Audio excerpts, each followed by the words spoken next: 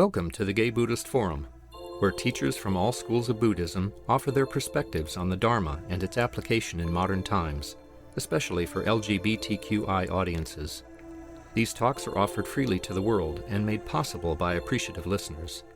If you would like to support our efforts to share the Dharma with underserved audiences, please visit gaybuddhist.org. There you can donate, find a list of upcoming speakers, or enjoy many hundreds of these recorded talks dating back to 1996. I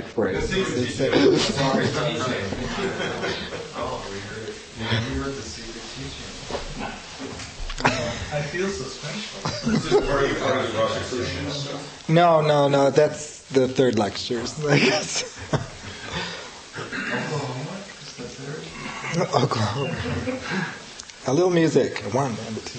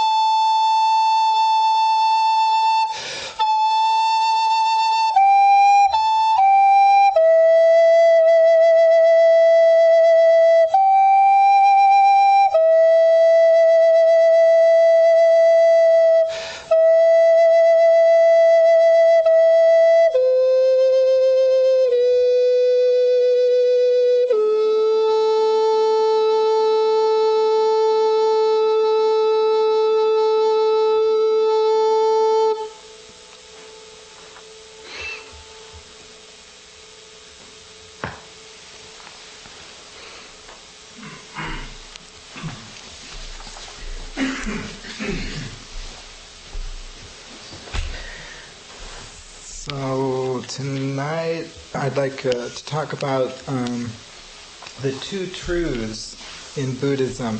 This is the intellectual aspect.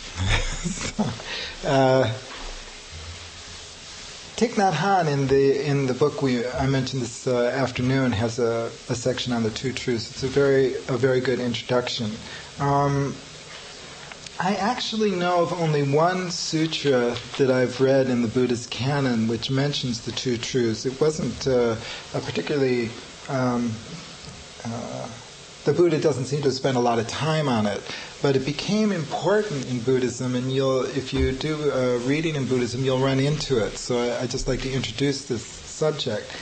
The teaching of the true truths came about because of certain tensions within the Buddhist view of existence and the human condition. So, like, remember this afternoon we were talking about core understandings of the Buddhist worldview.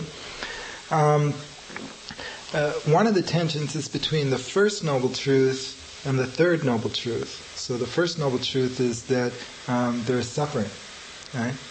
And the third noble truth is cessation. That it is possible to bring an end to suffering. So I brought up how different Buddhist schools interpret that differently. So the question in Buddhism was, what is the status of suffering? If suffering is an inherent characteristic of existence, then how can you overcome suffering?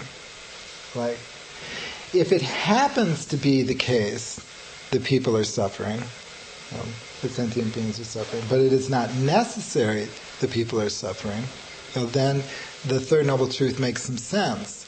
But then that means, what is the nature of existence when you are free from suffering?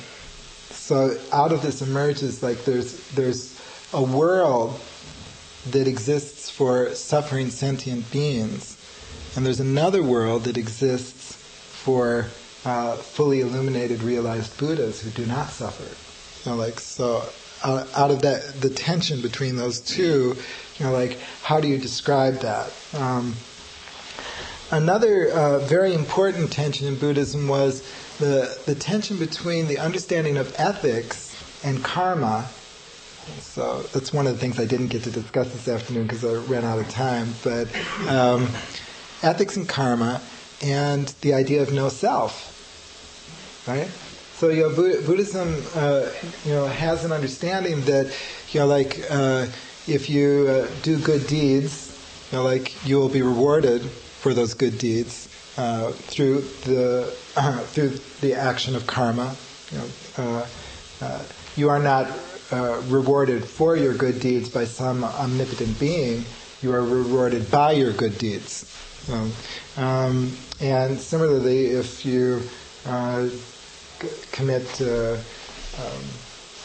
bad deeds, harming other people, then you will reap a similar consequence. That's very important in the Buddhist understanding of the world. It's the foundation for the precepts. And the precepts are crucial in Buddhism. It's how, in traditional Buddhism, it's how someone becomes a Buddhist. The ceremony is that you take the precepts to not kill, to not commit sex. The 5 precepts that I'm sorry, I forget her name. Amy was talking about. That's the traditional way. It's a ceremony, and that means you're a Buddhist. Because you accept those ethical understandings. But if the self does not exist, what is it that receives karmic rewards? Good question. This was really a critical question for Buddha. You have to get the Indian context into focus here, because Hindus loved to raise this question in debates, with Buddhists. That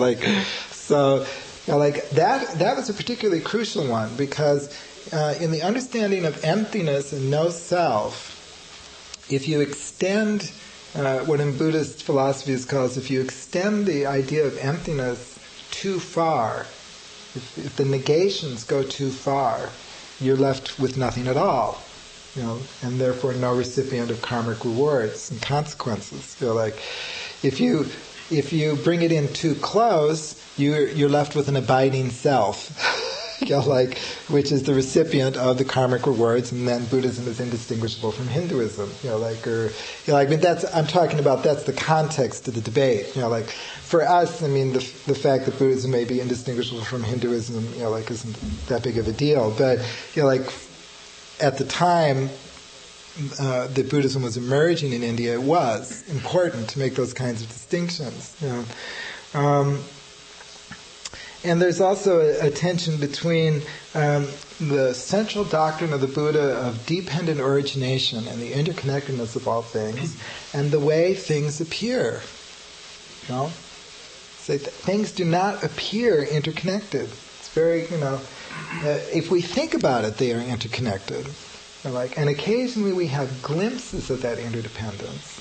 And there are some experiences which show us the dependent nature of phenomenon. Dependent means that things arise solely due to causes, right? So if you take a match and you strike it, you can see the dependent nature of that flame arising. That's an activity where you can see that. If you take a glass of water from a round glass and you pour the water into a square glass, you can see the water changing shape. And the shape of the water is dependently arising upon conditions. Yeah? First it's round, then it's square. And you can perceive in that activity the dependent nature of the shape of the water. But by and large, our experience doesn't display that to us. So there's the way the world appears, and then there's the way the world actually is, right? Appearance versus reality, or that kind of thing. So the two truths have to do with the truth of appearances and the truth of how things actually exist. Yeah. So I found it very helpful to look at this in a larger context. That is to sort of pull my focus back from a Buddhist context. I was the other day. I just happened to be reading Leibniz's Monadology, and in section 33, he says there are two truths. Truths of fact and truths of reason. And what's interesting is that once you pull your focus back, this idea of there being two kinds of truths, you begin to see it all over. So in the Platonic tradition in the West, Plato viewed the world of appearances as kind of illusory, and it's kind of he referred to it as shadows. Shadows. What we perceive as shadows. What's really real are ideas. Ideas are really real, and they don't change. Things that change are not true. The true things never change. That's Plato's view. It's a view that many people hold today. Right down to modern times. Science is fairly permeated by that point of view. I mentioned in the afternoon that the impulse to reduce phenomena into mathematical statements, it's predicated on the idea that somehow these mathematical statements are more true, than the mere appearances. So that's the impulse behind it. So basically, what I think we can do is distill it down to appearance versus reality. That things appear a certain way, but they aren't actually that way. And how do you reconcile those two arenas? So within Buddhism, there's various names like absolute and relative, supramundane and mundane, eternal and ephemeral. I like to use the words transcendental and circumstantial. Transcendental truths and circumstantial truths. Circumstantial truths are the truths of appearances, and they apply to only certain conditions. That is, only to certain circumstances, and that's why they're circumstantial. So a circumstantial truth would be that coat is green. That is true that coat is green. It is not a transcendental truth, because a transcendental truth is a truth which applies to all things, all existing conditions, all realms, all appearances, okay? To all things, right? So transcendental truths are not confined to visual appearances, they're not confined to sonic appearances, they're not confined to any particular sensory realm. That's why they're transcendental. They transcend a particular realm of experience. Yes? What? I'm getting to that. I have a list. I have a list of transcendental truths.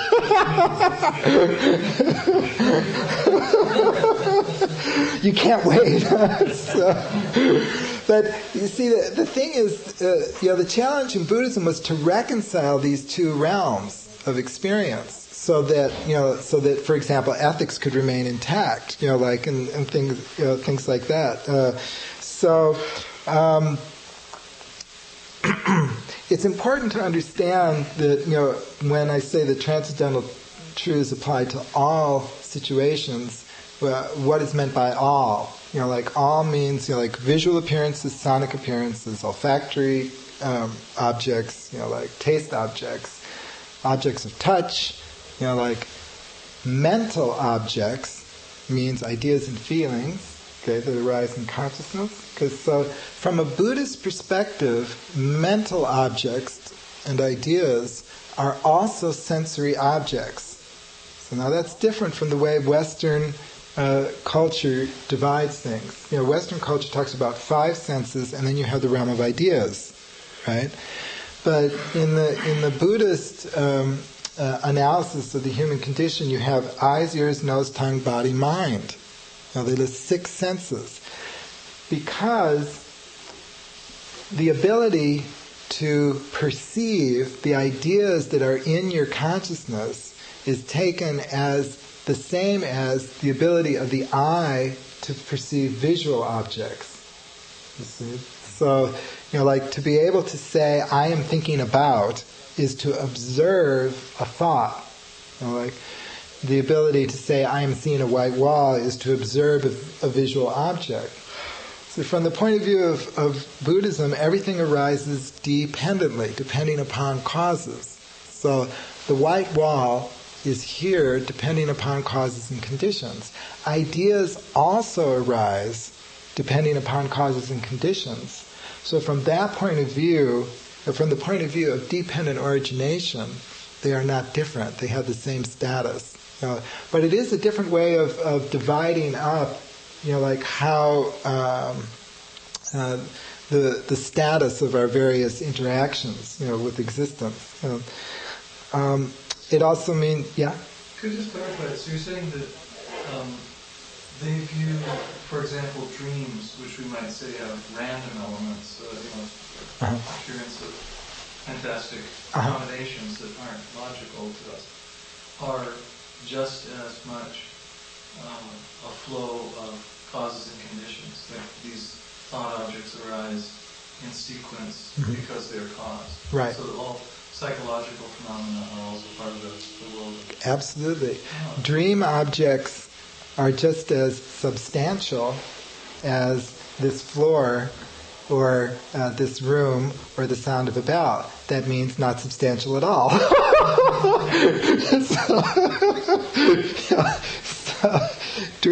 Dream. That's actually next on my list. See, but so dream objects also arise due to causes and conditions. How could you establish that you are not dreaming right now? It's a very interesting question. Well, no, I mean, I've had very, very realistic dreams where I wasn't flying or morphing or like a meeting, like Queen Elizabeth or or Ramses or just very ordinary dreams, like walking through town, so not all dreams are fantastic. And sometimes my experience in the waking realm seems pretty fantastic compared to my dreams. See, I mean, in a certain sense it doesn't matter, because the compassionate heart embraces all of existence. And, like if you're in a dream body and you're interacting with dream beings, compassion extends to dream beings. In that embrace, it's interesting. It's an interesting question about what is the status of the dream realm. In some traditions, the dream realm is considered a realm. It's, there are dream realms. And it has the same status as the waking realm. And there are many realms to existence. I think that's a viable description, of existence. But it sounds like there's a difference between dreaming and what's dreamed, or seeing and what's seen, and think the ideation and what's thought. You follow me? No, I'm not sure that I do. It's like you pointed to you talked about the floor. Uh-huh. That's something that can be touched, seen, whatever. But touching is the process. Right. So, do they distinguish the way we do between process and what's, in that case, perception and what's perceived? Yeah, they do. So you have eyes, ears, nose, tongue, body, mind, color, sound, smell, taste, touch, object of mind. And then you have the realm of eyes, the realm of sound, the realm of touch, and the realm of mind consciousness. The realm arises out of the interaction, between the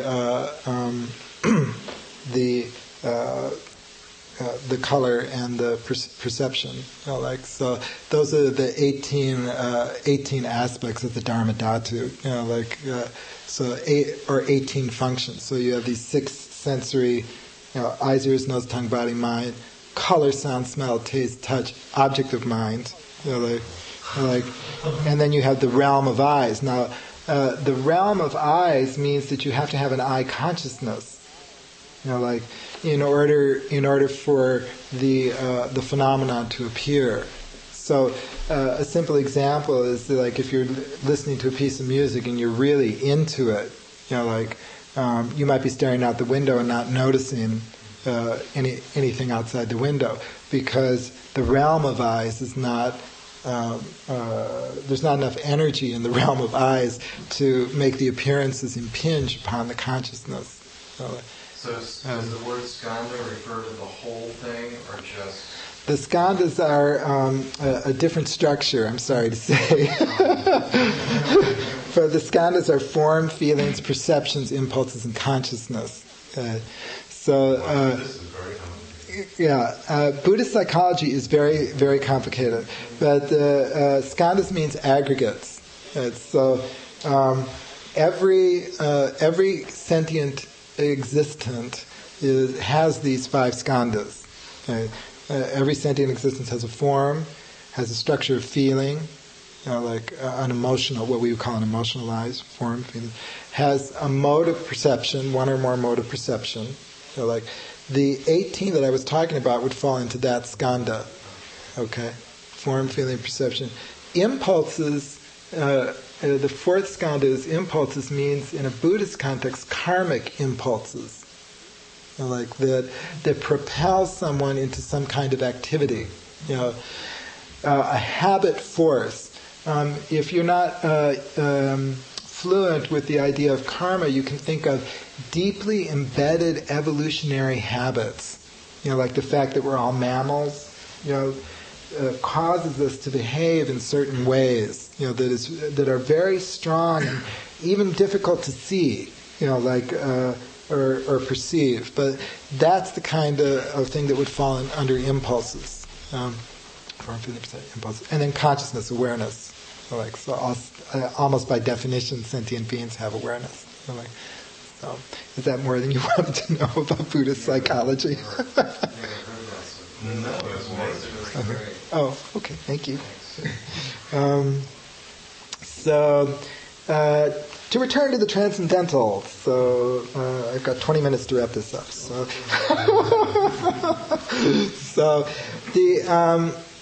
So the transcendental truths apply to all existing things, so including dream things, relations like in between, greater than, less than, mathematical objects, In order to be a truly transcendental truth, it must apply to all existing things.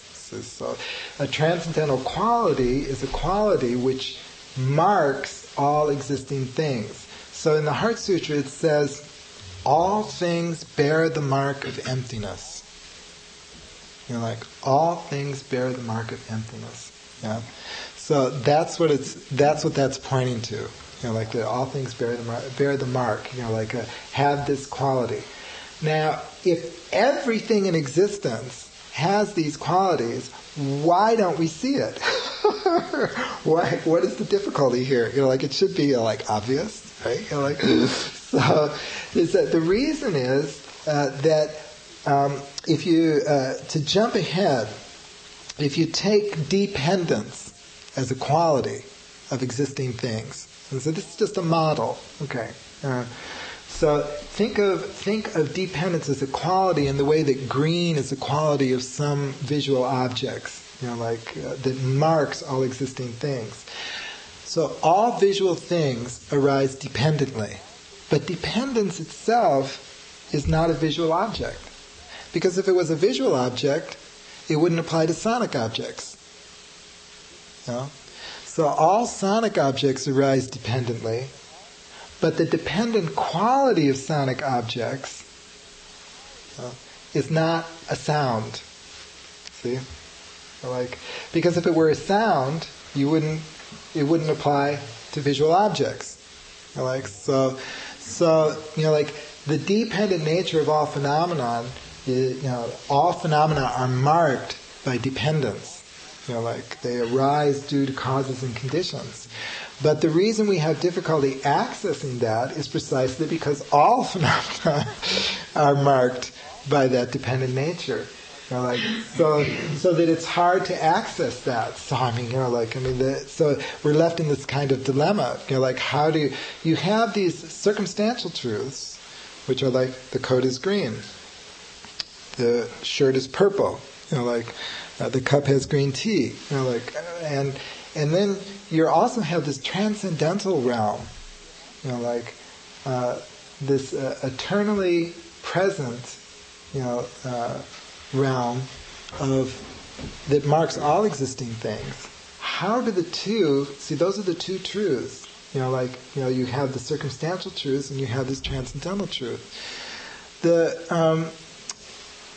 In Mahayana Buddhism, they came.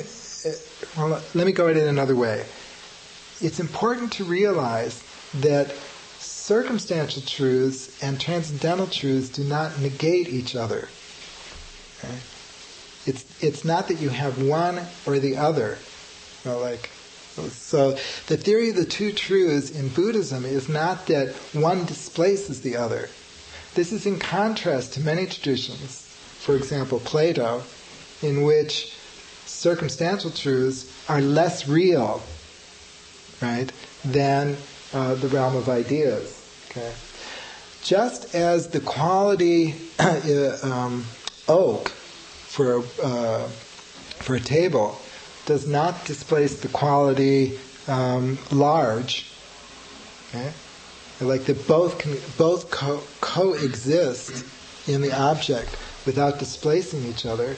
So also the transcendental qualities of existence are present. They coexist with the circumstantial qualities. But even more than that, in a deeper way, the circumstantial qualities and the transcendental qualities are one. Because this cup is a dependently arising phenomenon. It actually is permeated by the quality of dependence. There's no aspect of this cup in which its dependent nature is not present. So the transcendental quality of dependence is, this cup is bright with the truth of dependent origination.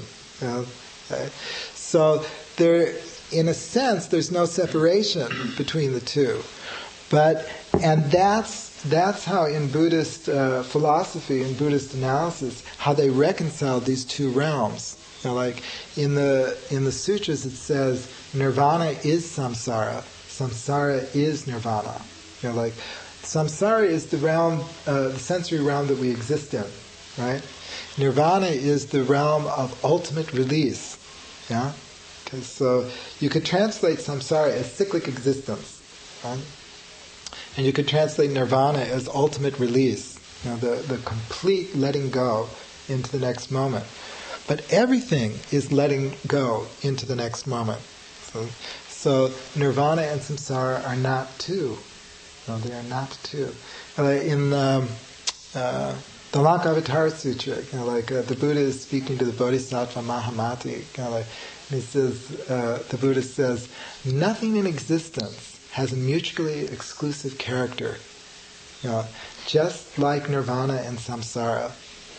Nirvana is samsara. Samsara is nirvana. So once again, why don't we see that? And why do we have to sit on our ass? I mean, if nirvana is samsara, not like this, why do we need to practice? It's because of that habit of clinging. It's because of that habit of clinging obscures the presence of the transcendental in our everyday experience. But it also means that nirvana is not located anywhere. Okay? So nirvana is unlocated. That what I mean is it's not a heaven. It's not some place that you go to. Rather, nirvana and the transcendental presence permeates all of existence and manifests as all of existence. Yeah? Is that clear? That's so great. Very clearly. Don't. I'm thinking of something they call in the West the anthropic principle. Yes. In other words, we're at a time in human evolution and in cultural evolution where we can sit in this room and contemplate these ideas. All of form on this planet has taken shape over eons, from slime through countless into forms. Now, all animals have eaten each other until only the ones that aren't eaten are here, and they roam the earth, and the whole planet is filled with plants which cover everything. And then our culture came in and made cultural pieces. So everything looks like an object now. And our minds have evolved to see objects and to see friends and enemies and, So, in a sense, that's why things are so well hidden. That's why the emptiness is so well hidden, because the earth is so full. Everything has been taken up into physical existence. All the material is in use now as physical objects. And so we don't get a chance to readily see the emptiness. The primordial emptiness.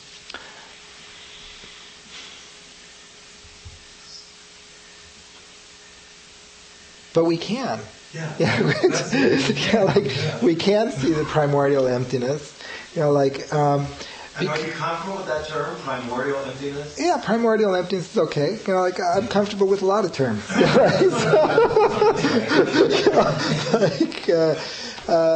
I tend to use the term, transcendental. Although some people don't like that. I like multisyllabic terms. What can I say?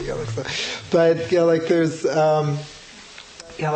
what are these qualities, that we're trying to access? What is it specifically, that we're trying to comprehend? Now, just if you look at, emptiness. All things bear the mark of emptiness, or all things bear the mark of transcendence. If you use that model of a quality, then think of a table that is green. Well, it's more or less green.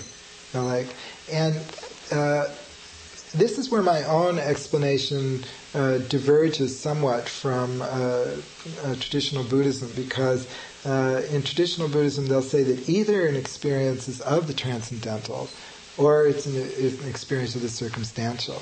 But first of all, that's not my own experience. And my own experience is that you can access the transcendental to a degree, just like you can you can experience qualities to a degree. So if you think of these qualities and then think of experiences in which that particular quality is very apparent. Let me give an example. Here's a transcendental quality, change. Okay?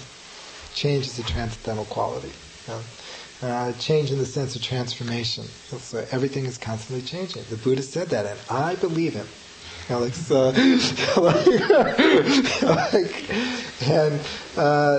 visual objects are changing, sonic objects are changing, dream objects are changing. Everything is constantly changing. So, if you take an experience which exhibits that quality clearly, you can draw your attention to the quality of change itself. So, take this bell, for example. If you listen to this bell,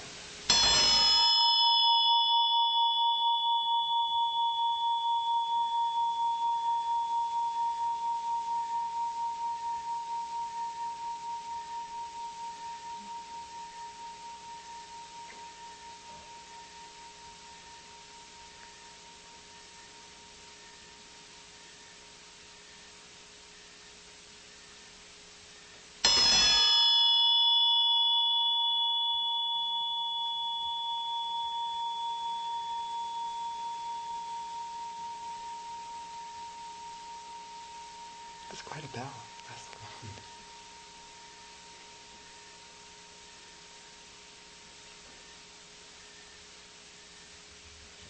So if you draw your attention to a phenomenon like the ringing of the bell, and you frame it, like in a meditative manner, so that there is a shift in foreground and background. The point is to not get distracted by the circumstantial qualities.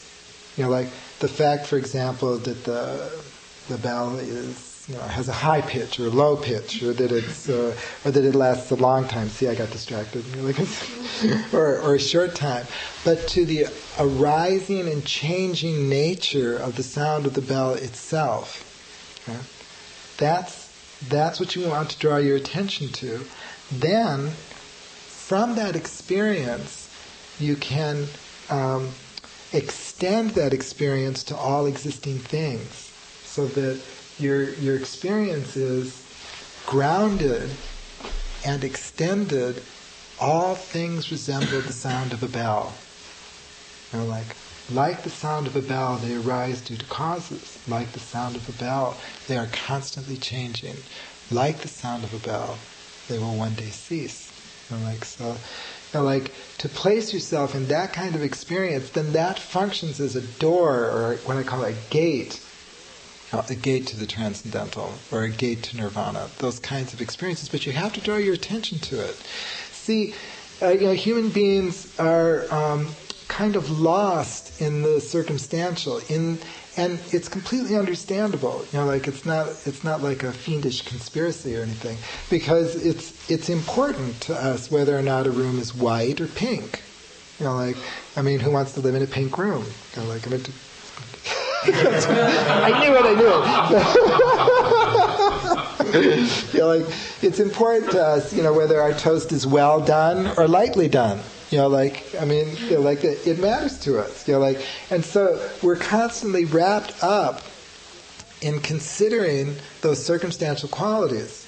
So in order to draw our attention to the transcendental qualities, we need to create a situation which allows us to shift our attention and focus on those gates. Does that make sense? The description I'm talking about.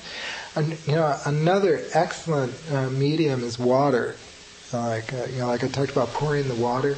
Well, if you watch water in a stream, or you can do this. You can take 9 glasses, all different shapes, and just watch that. Watch that water. Very, very, very, very clear presentation of transformation and dependence. very vivid. Like the point is that the experience is accessible to your senses. See, it's possible to reason these things out. Like in Buddhism is replete with very sophisticated systems of analysis, which will prove to you that all things arise dependently. Logically prove to you that that is the case. But the problem is with that kind of inference is that it's weak. It's weak in the sense that you're always wondering whether your argument will really hold water. Maybe somebody smarter will come along and demolish it. Maybe you haven't taken all the factors into consideration, and after all, not everybody, down through the centuries has agreed with it. That sort of thing. So there's always a kind of defensiveness about that kind of approach. You're always trying to fix it up. But wouldn't that make the heart knowledge preeminent over wisdom? By hard knowledge, you mean experiential? Heart. Oh, heart. Oh, yeah, absolutely. Yeah, I would. Yeah, definitely. There are two things I want to say. Could you use the word interdependence? Yes. Instead, because I don't have any. Every time I get dependent on, I just don't. I feel like I don't get about a year. I have some sense of what interdependence means. Okay. And then one of the ways that I see it, today what brought to mind was walking around here particularly, although I also had this experience 2 weeks ago in the Sierras. There are these old stumps, blackened, old, green stumps around, with trees all around them that are sprung ostensibly from their root system before they die. And then other green, and then around them, especially over by the stupa, there's a whole grove of other trees, little ones coming out of the other trees. And so you have a flowing sense of life. Is that a transcendental quality? Absolutely. Yeah, seriously. It's a poet, it's a sense of life and death and regeneration. See, I think people have these experiences all the time, but they're kind of flickering. And when I come here. Yeah, and I think that what happens is that people lack recognition. They have the experience, and then there's a tendency to kind of brush it off. After all, it won't get you a raise. And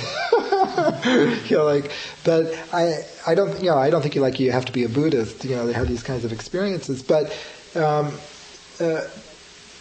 Buddhist wisdom and experience is grounded in things that I think most people experience in their ordinary life, but then it's possible to cultivate this. Why is it so restful to look at a flowing stream? I personally believe that very common experience is because these people are catching a glimpse of what all things are like. A kind of gateway opens in that experience, and they go, oh yeah, everything is like that. Waves at the ocean is another example. Yeah. And like you were saying with these trees around here, you're seeing a time span of thousands of years,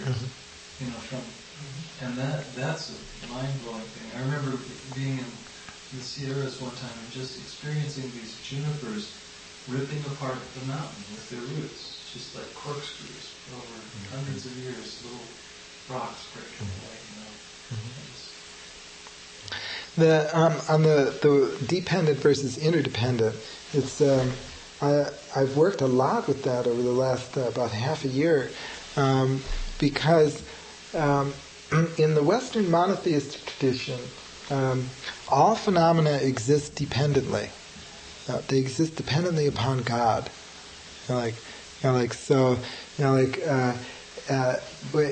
What's interesting here is that there's a very significant overlap between Buddhism and the Western monotheistic tradition in that all phenomena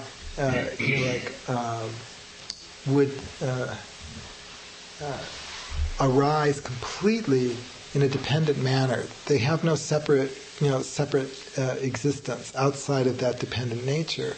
But the distinction is that in the Western monotheistic tradition, it's derived from a creator source. So you can look at it as in terms of four categories. So you have the possibility of that which creates but is not created, that which creates and is created, that which, let's see, there's four. So then there's that which is created but does not create, and that which neither creates nor is created. And so the fourth category is nothingness. And nothingness, and nothingness is nothing to worry about. So, so in the monotheistic tradition, you have this a single entity which creates but is not created. And that entity is God. And then everything else is either category 2 and 3. It's something which is created and also creates, but dependently upon its source. And then you have things which are created but do not create. But Buddhism has only one category of existing thing. And that category of existing thing is both created and creating. And that's wrapped up in the term interdependence. Everything that exists arises dependently upon causes and conditions, but also everything that exists is the cause and condition for all other arising things. So if you look at it from that analytical perspective, it helps to provide some clarity on both the overlap in the two traditions, where they see things in a very similar way, and also where they diverge. Obviously, I have a Buddhist perspective on things, but truthfully, I'm not picking sides here. I'm just trying to, clarify, where the traditions are coming from. I have another semantic point. The term mark of emptiness jars a little bit because empty. When you think of mark, you think of something making a mark, and emptiness implies. I know I've heard you say emptiness is not nothingness, right. But the term emptiness doesn't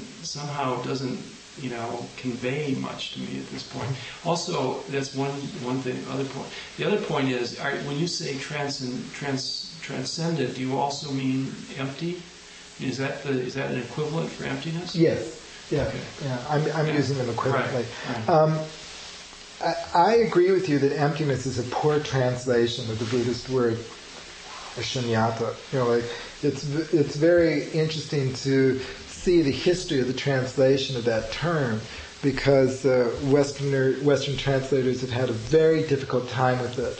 The very first translators translated it as nothingness, and it took them a little while, but not too long, to come across those sutras where the Buddha said, "I do not teach nothingness." That's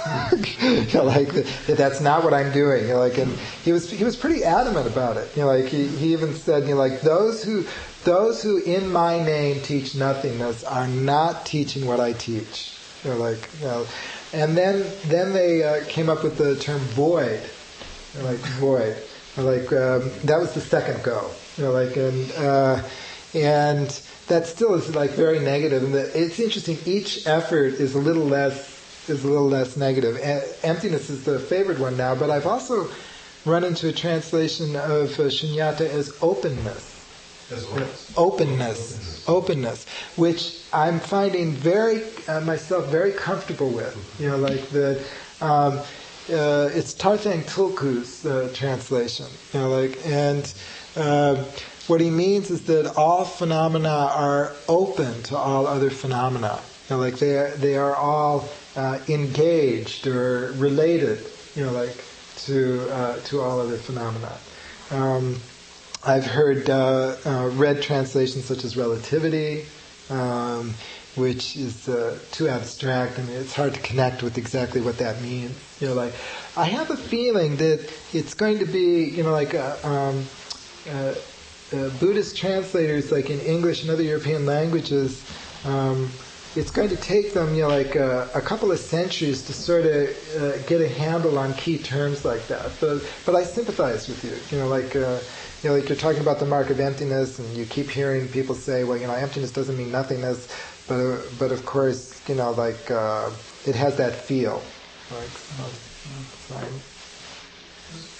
I was going to say I've heard no thingness. Right, nothingness is another that I've read. Yeah, I've also heard the translation pure.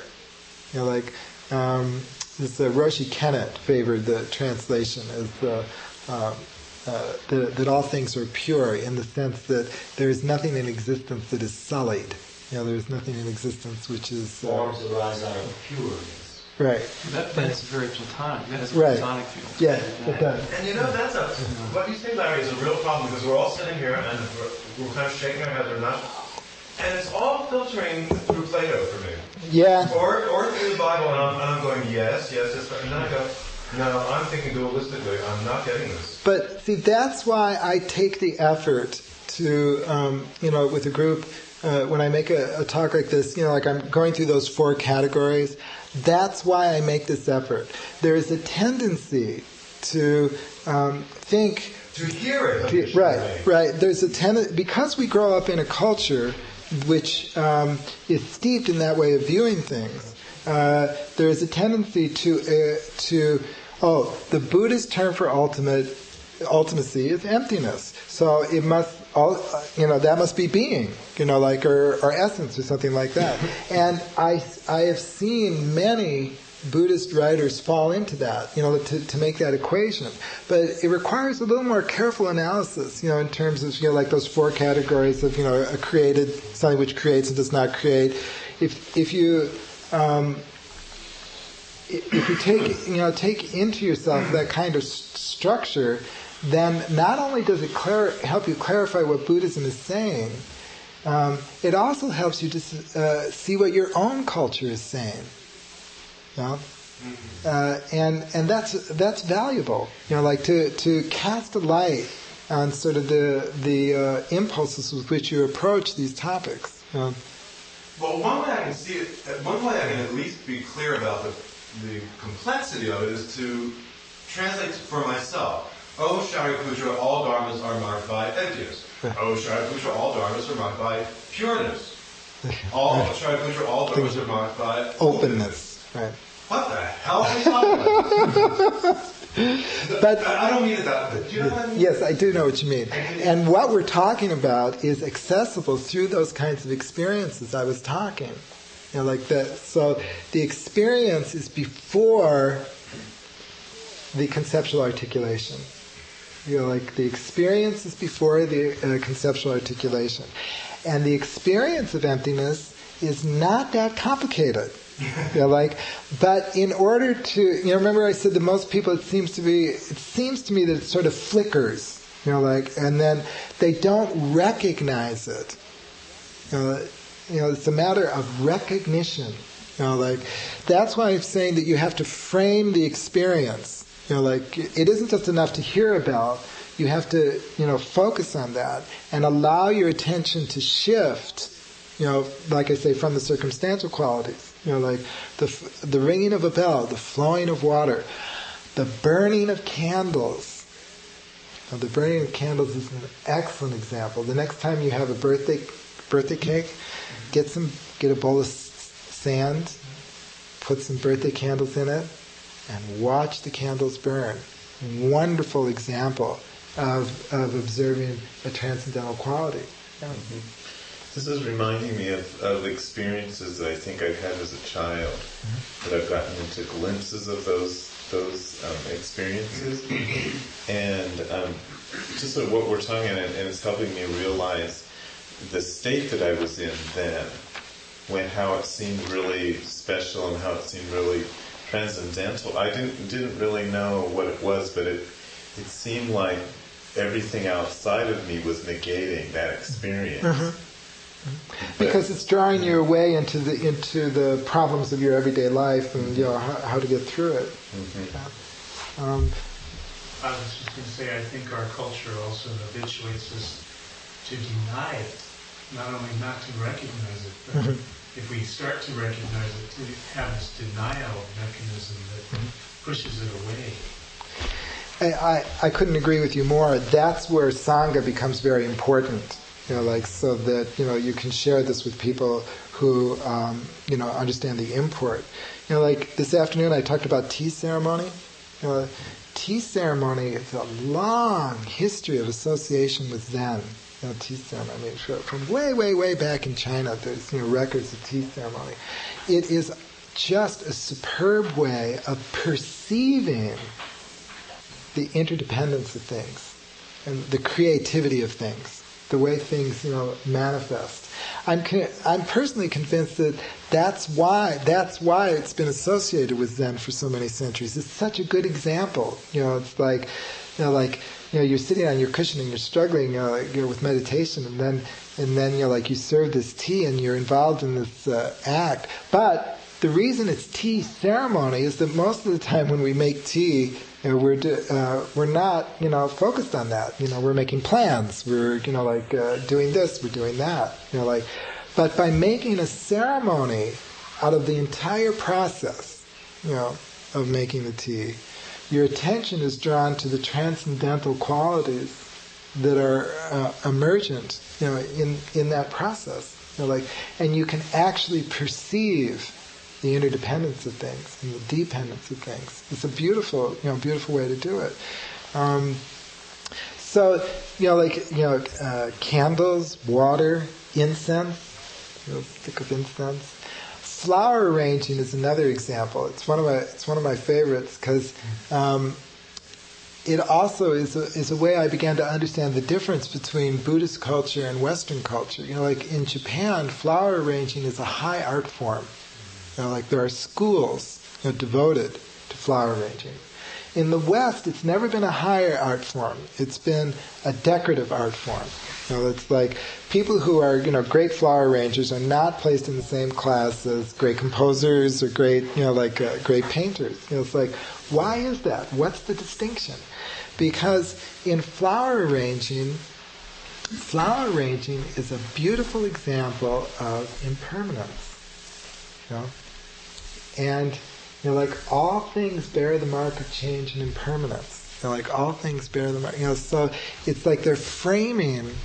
Here on a very basic level, they're making a ceremony of impermanence. The flower. But in the West, that which is considered true is that which never changes. Got it? See, that was Plato's cardinal rule. If it changes, it's not true. He even says, if it changes, it's just an opinion. So we're steeped in that point of view. And so flower arranging, remains a decorative art, because it doesn't display the unchanging. It displays the changing. Another good example is jazz. So the reason there's this division in the West between classical music and jazz, and why they're virtually different cultures. Every once in a while a symphony will try and coordinate something with it, but it never really takes. Is because they're presenting at a very deep level two different understandings of meaningfulness. To the jazz performer, the fact that every performance is different is meaningful. To the classical composer, they don't want every performance to be different. They want you to do what's written down. Can you clarify something about transcendental truths? So they are impermanent also, transcendental truths? Transcendental, that's a very interesting question. All those are Marked by impermanence. They're eternally impermanent? Oh, you got me stumped on that.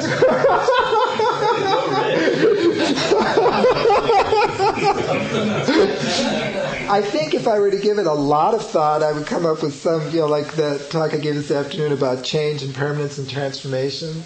I would probably shift from impermanence to transformation to get out of that particular difficulty. And there are sutras that deal with this. That are just sort of esoteric final polishings of the Dharma. Yeah. I don't disagree that the cultures have this sort of massive difference, but I've gone to the beach with Japanese and Indonesian people, just to name two Asian groups that I know pretty well. And in both cases, when you stand on the beach and the waves come in and the wave goes out and you're on the sand and it just disappears from under your feet, I've experienced a kind of universal terror at the impermanence of what we called in the West terra firma. And it didn't seem to matter that I was with Buddhist monks in Japan or in Indonesia with, I guess it was a mixture of different points of view, but I mean we were all kind of, we had the rug pulled up from under us and we all reacted to it the same way, and I'm just wondering if, I think it's threatening in a sense to when we get these glimmers, I know that sometimes I just run away from it into, I want something more solid, for at least a second. I couldn't agree with you more, and when I highlight differences, I'll be honest with you, I'm deliberately exaggerating to try and make a point. But we're all human beings, and Japanese are just as filled with clinging and desire as Americans.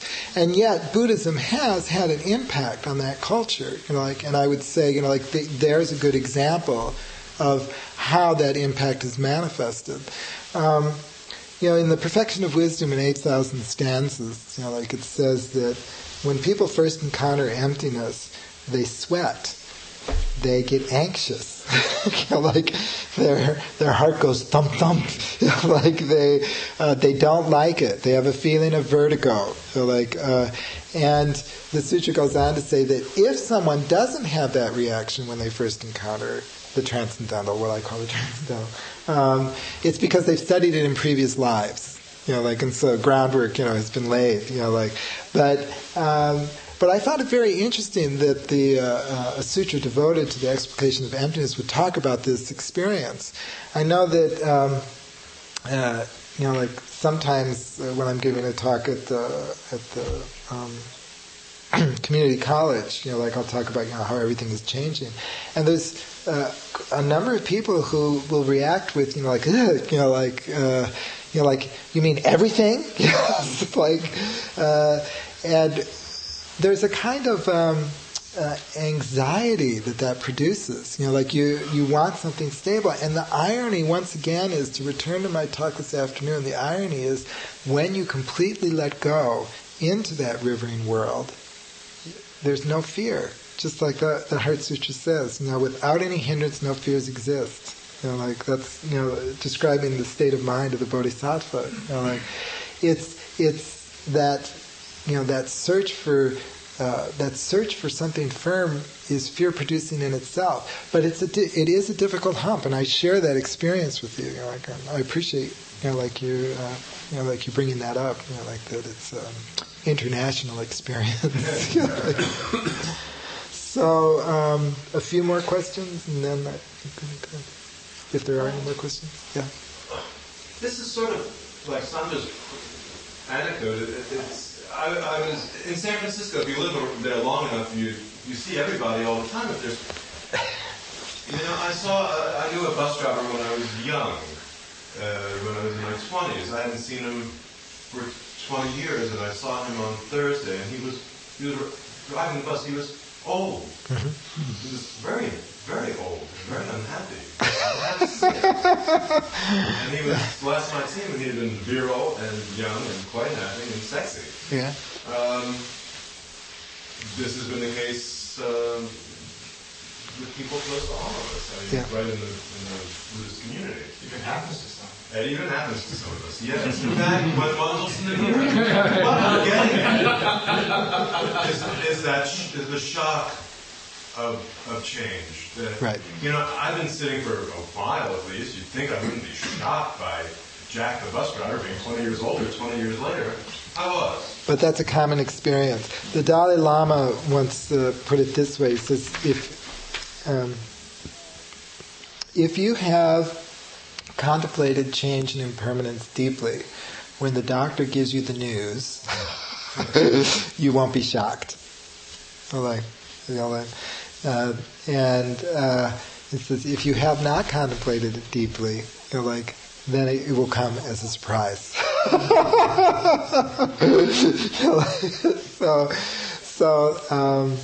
So I hope that all of us will gain access, to that transcendental realm, which is not separate, from the circumstantial realm.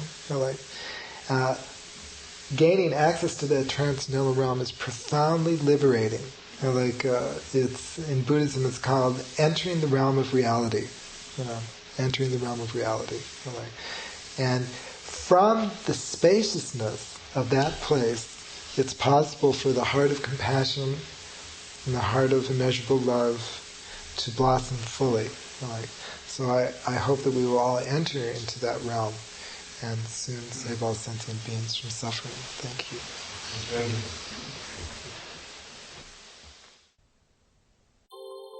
Thank you for listening to the Gay Buddhist Forum.